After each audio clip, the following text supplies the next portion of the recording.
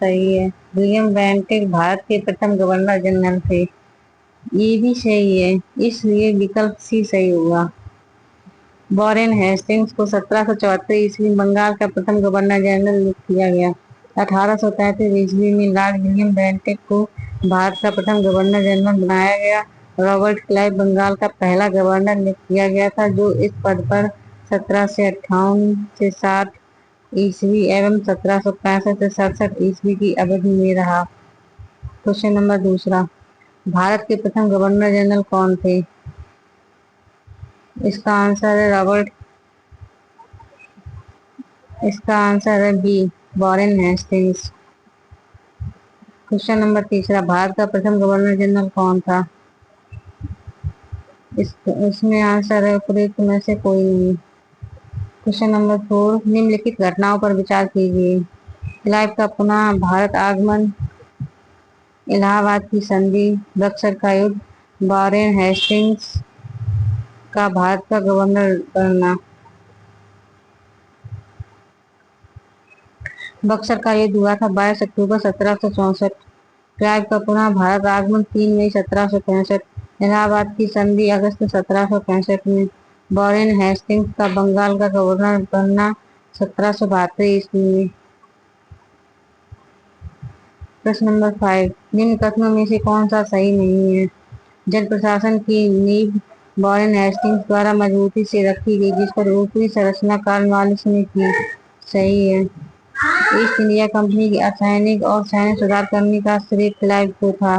सही है। Lord Clive Bentinck सबसे बड़े ब्रिटिश शासकों में से एक था, क्योंकि उसने भारत में ब्रिटिश साम्राज्य को संग्रहित किया। ये गलत है।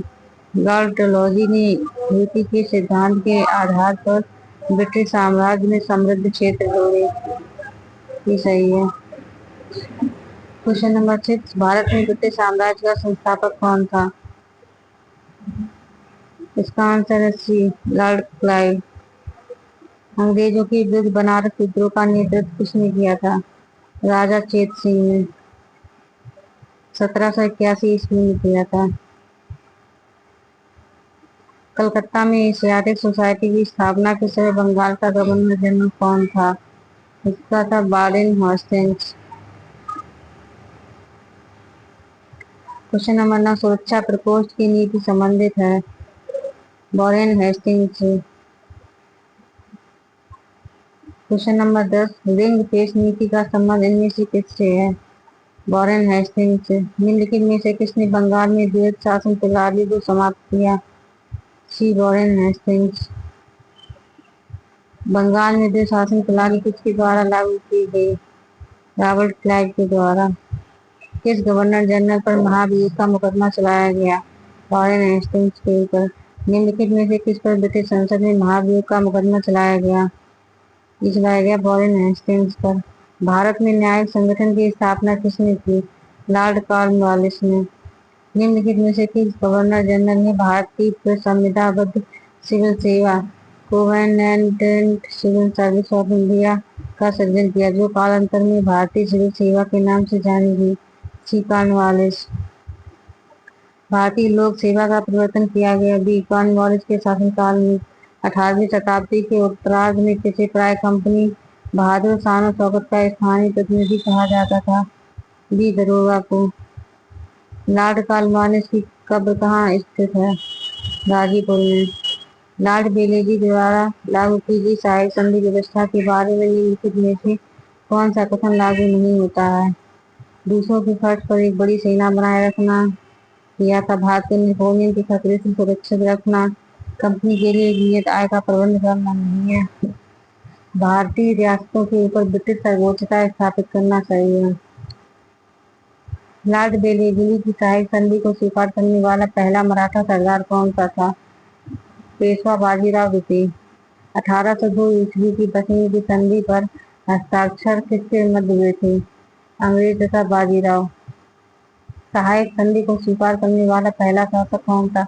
अवध का नवाब। सहायक संधि को किसके काल में क्रियान्वित किया गया? लॉर्ड बेलेजी के। निम्न में से सहायक संधि स्वीकार नहीं की गई।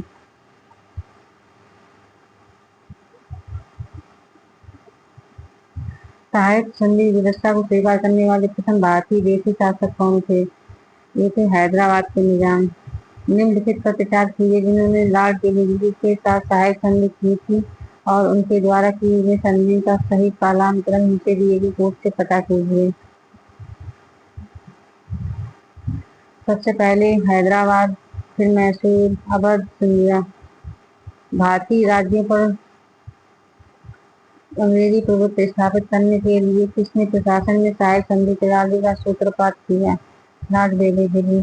ईस्ट इंडिया कंपनी का राजपूत राज्यों में सहायक संधि करने का मुख्य उद्देश्य क्या था? अंग्रेजों की सत्ता स्थापित करना। निम्नलिखित देशों में से कौन सा सही सम्मिलित नहीं है? सहायक संधि 1863। उत्तर का 64 में हुआ था। भारत में ईस्ट इंडिया कंपनी का एकाधिकार 1835। ब्रिटिश नागरिकों ने कंपनियों के लिए भारत में व्यापार का खोला जाना 1813।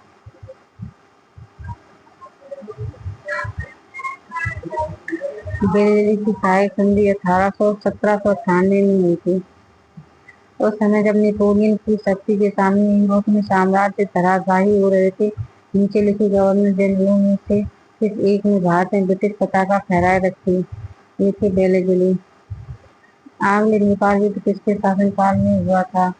लॉर्ड हेस्टिंग्स के शासनकाल में। सुगौली की संधि हुई थी, ये हुई थी 1815 में। निम्नलिखित में से कौन सा युद्ध सही सम्मिलित नहीं है? हेक्टर मुनरो बक्सर का युद्ध, हेस्टिंग्स के टाइम आंग्ल नेपाल युद्ध, लॉर्ड वेलेस्ली के टाइम चतुर्थ आंग्ल मैसूर युद्ध, कॉर्नवालिस के टाइम पर तृतीय आंग्ल मराठा युद्ध नहीं हुआ था, ये हुआ था हेस्टिंग्स के टाइम पर। तृतीय आंग्ल मराठा युद्ध का आंसर है लॉर्ड हेस्टिंग्स। सर थॉमस मुंडो किन वर्षों में मद्रास के गवर्नर रहे? 1820 से 27। तथाकथित प्रशासन के आधार पर किस गवर्नर जनरल ने मैसूर राज्य के प्रशासन को ले लिया था? Shri Lord William Bentinck. निम्नलिखित बंगाल के गवर्नर जनरलों में से कौन तृतीय आंग्ल मैसूर युद्ध से संबंध है? Lord Cornwallis. ठगों के दमन में निम्नलिखित में से कौन संबंध था? कैप्टन सुलेमान। लघु ठगों का उन्मूलन किसके नेतृत्व में हुआ था? कैप्टन सुलेमान।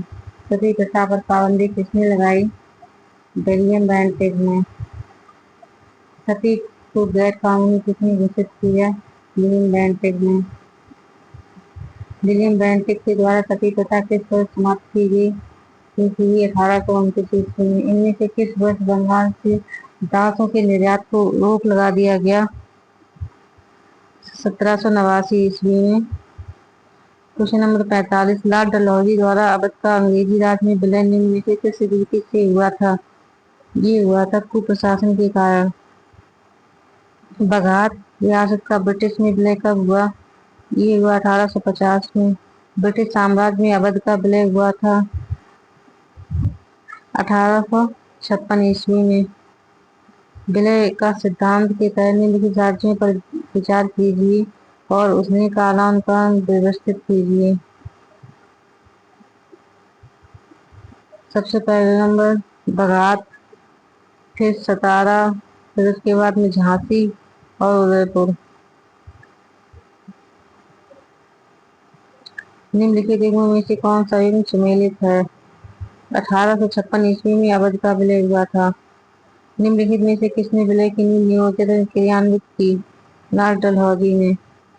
ब्रिटिश द्वारा कुशासन का बहाना लेकर निम्नलिखित प्रांतों में से किस एक का शासन हटा दिया गया? अवध का। भारत में ब्रिटिश शासन के दौरान निम्नलिखित राज्यों के विलय क्रम किस प्रकार है? सबसे पहले झांसी, फिर सतारा, उसके बाद संबलपुर। लॉर्ड डलहौजी की विलय नीति का प्रथम शिकार निम्नलिखित में से कौन हुआ था? ये हुआ था सतारा।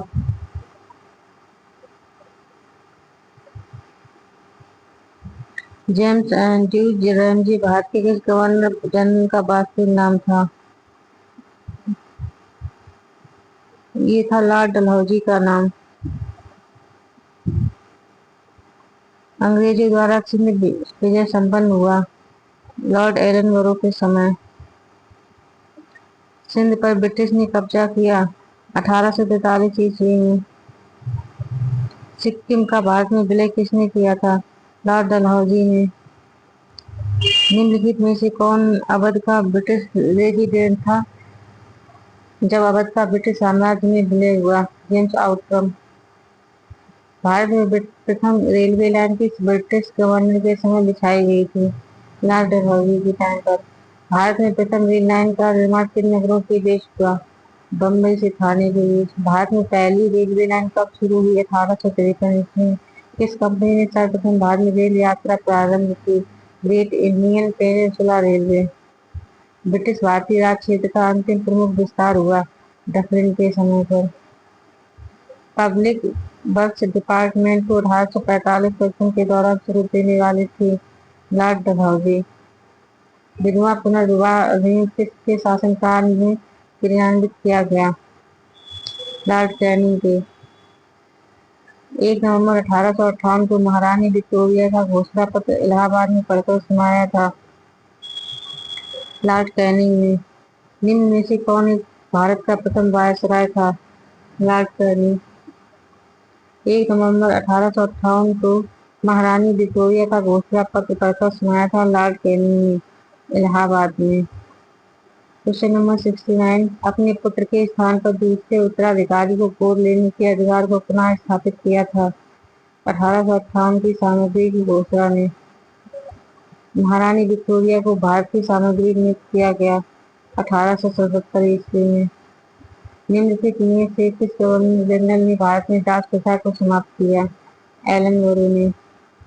1847 के एक्ट 5 के द्वारा भारत के तत्कालीन गवर्नर जनरल लॉर्ड एलनबरो ने दास प्रथा का उन्मूलन किया था। इसका कार्यकाल 1811-44 ईस्वी तक था। निम्न युग्मों में से कौन सा एक सही सुमेलित है? लॉर्ड कॉर्नवालिस स्थायी बंदोबस्त।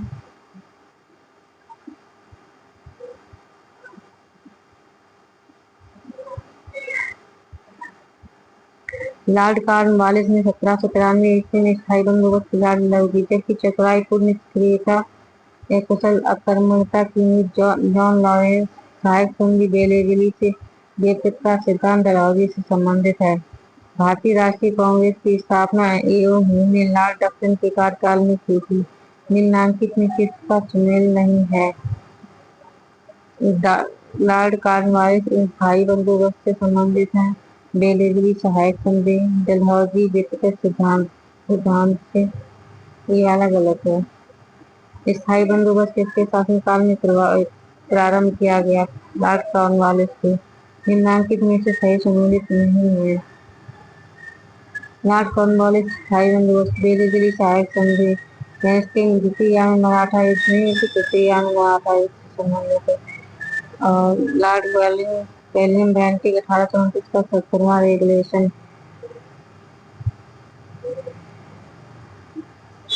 पेशवाई को कब समाप्त किया गया था? 1818 ईस्वी में। निम्नलिखित में से किसने राजपूताना की देशी रियासतों के साथ वर्ष 1817 अधीनस्थ संधि की बातचीत की थी? मैटकॉफ ने। राजपूताना की रियासतों के साथ वर्ष 1817-18 की अधीनस्थ संधि की वार्ता चार्ल्स मैटकॉफ ने की थी। लॉर्ड हेस्टिंग्स ने राजपूताना पर ब्रिटिश सर्वोच्चता तथा मराठों और किंडारियों की प्रति राजपूताना की तटस्थता सुनिश्चित करने के लिए दिल्ली के तत्कालीन रेजिडेंट चार्ल्स मैटकॉफ को वार्ताकार बनाया था। निम्न में से कौन सुमेलित नहीं है? सी वाला सही नहीं है। लॉर्ड कॉर्नवालिस स्थायी बंदोबस्त से, बेलेगली सहायक संधि प्रणाली से, लॉर्ड हेस्टिंग्स तृतीय मराठा युद्ध से संबंधित है। नेपाल युद्ध लॉर्ड हेस्टिंग्स के काल में हुआ। 1814 ईस्वी में पहला युद्ध लड़ा गया, लेकिन कोई विशेष सफलता नहीं मिली। 1815 ईस्वी में दूसरा युद्ध लड़ा गया। कुमाऊं में अल्मोड़ा को जीत लिया गया तथा मेजर जनरल ऑक्टरलोनी ने वीर गोरखा सरदार अमर सिंह थापा को मलाव का किला समर्पित करने के लिए दिवस किया। ब्रिटिश सेना राजधानी काठमांडू से 30 मील की दूरी तक पहुंची। 2 दिसंबर 1815 को सुगौली की संधि लेखबद्ध हुई, जिसे 4 मार्च 1816 को अनुमोदित किया गया। कुमाऊं गढ़वाल चुनार जिले अंग्रेज को सौंपे गए। निम्नलिखित में से कौन एक सुमेलित है? लॉर्ड वेलेस्ली चतुर्थ आंग्ल मैसूर युद्ध से संबंधित है। लॉर्ड एलिनोर सिंध का अंग्रेजी राज में अगस्त 1843 में दिया गया। लॉर्ड डलहौजी के शासन के आरोप में 1856 ईस्वी में अवध का विलीनीकरण। लॉर्ड वेलेस्ली चतुर्थ आंग्ल मैसूर युद्ध।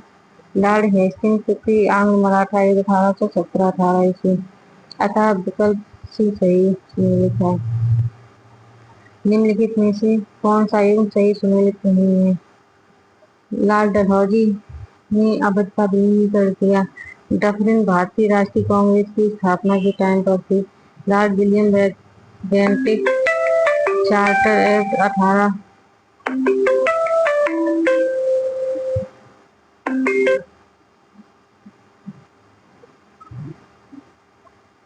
लॉर्ड विलियम बेंटिक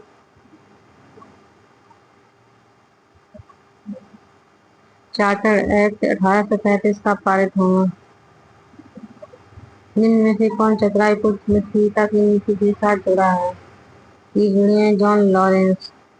चतराईपुर निष्क्रियता या कुशलता अकर्मण्यता की नीति आंग्ल अथवा अफगान संबंधों के संदर्भ में लॉर्ड एलन ब्रूनी काल से प्रारंभ होकर लॉर्ड नॉर्थब्रुक के काल तक चलती रही। इस नीति को प्रायः जॉन लॉरेंस के नाम से विशेष रूप से संबंधित किया जाता है, क्योंकि उसके वायसराय काल इस नीति का अनुसरण करने का स्पष्ट अवसर मिला और इस नीति की रूपरेखा स्पष्ट रूप से निश्चित की गई। भारत में अंग्रेजों के समय में प्रथम जनगणना हुई लॉर्ड मेयो के कार्यकाल में। भारत में अंग्रेजों के समय में प्रथम जनगणना लॉर्ड मेयो के काल में 1872 ईस्वी में प्रारंभ हुई, किंतु लॉर्ड डिकिन के काल में नियमित जनगणना 1881 ईस्वी में शुरू हुई। वह कौन था जिसने भारत में पहली बार जनसंख्या की जनगणना करवाई? Lord Mayo. किस वायसराय की हत्या अंडमान निकोबार द्वीप समूह में एक दंडित अपराधी द्वारा की गई थी? लॉर्ड मेयो के। किस वायसराय की हत्या उसके कार्यकाल में की गई? लॉर्ड मेयो के। अफगानिस्तान के प्रति एक जोश भरी अब्र फॉरवर्ड नीति का अनुसरण करने वाला गवर्नर जनरल कौन था? ये थे लॉर्ड लिटिल। 1876 ईस्वी में लिटिल के वायसराय बनकर आने पर अफगानिस्तान के प्रति अपनाई गई नीति में परिवर्तन आया। कुशल अकर्मण्यता की नीति के स्थान पर अग्रगामी नीति का अनुसरण होने लगा।